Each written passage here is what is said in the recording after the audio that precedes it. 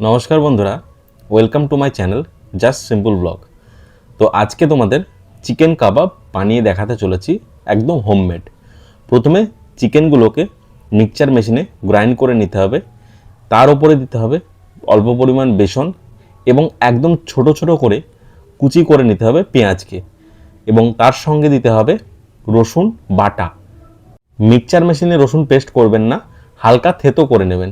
এবং তার সঙ্গে দিতে হবে পরিমাণ মতন লবণ, এবং তার সঙ্গে দিতে হবে ধনে গুঁড়ো, এবং তার সঙ্গে দিতে হবে পরিমাণ মতন জিরে গুঁড়ো, এবং তার সাথে দিতে হবে অল্প পরিমাণ গোলমরিচ গুঁড়ো, এবং তার সাথে লঙ্কা গুঁড়ো দিতে হবে।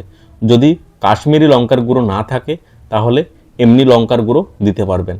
এবং তার সঙ্গে অল্প পরিমাণ দিতে হবে হলুদ, এবং লাগবে একটা লেবু, যার অর্ধেক লাগবে লেবুটার রস। এবার সমস্ত মশলার সাথে মাংসটাকে ভালো করে মেশাতে হবে। এমনভাবে মেশাতে হবে যাতে সমস্ত মশলাগুলো মাংসর ভেতরে ঢোকে। সম্পূর্ণ হোমমেড কাবাব। এইভাবে কাবাব বাড়িতে বানিয়ে খাবেন, অবশ্যই কিন্তু ভালো লাগবে। এবং সিম্পল পদ্ধতি, একটু কম সময় এবং একটু চেষ্টা করলে কিন্তু খুব তাড়াতাড়ি কাবাব বানিয়ে নিতে পারবেন। তো মাংসের সাথে মশলা পেঁয়াজ সমস্ত কিছু মেশানো কমপ্লিট। এবার অল্প একটু হাতের তালুতে নিতে হবে। তার আগে হাতের তালুতে অল্প একটু তেল লাগিয়ে নেবেন এবং কাবাবটার এরকম শেপ দেবেন। এবং যে যে যেরকমভাবে শেপ দিতে পারেন। আমি কাবাব করেছিলাম, তার এরকম শেপ দিয়েছিলাম। এই বানানো হয়ে গেল কাবাব। এবার এক এক করে প্রত্যেকটা কাবাব বানিয়ে নেব ঠিক এই রকম শেপে। প্রতিটি কাবাব বানানো কমপ্লিট হয়ে গেছে। তো এবার ভাজার পালা।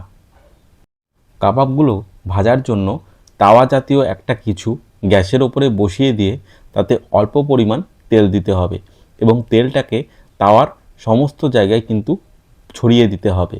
দিয়ে 4টে কিংবা 3টে করে কাবাব ভাজতে হবে। একসঙ্গে বেশি কাবাব ভাজতে যাবেন না, কারণ তাওয়া জাতীয় কিছুতে তেল দিলে তেলটা মধ্যবর্তী স্থানে কিন্তু আসে, এবং সেখানেই কিন্তু 80% ভাজা হবে। এবং বাকি 20% ভাজা কিভাবে হয় সেটা ভিডিওতে থাকুন, তাহলে কিন্তু বুঝতে পারবেন।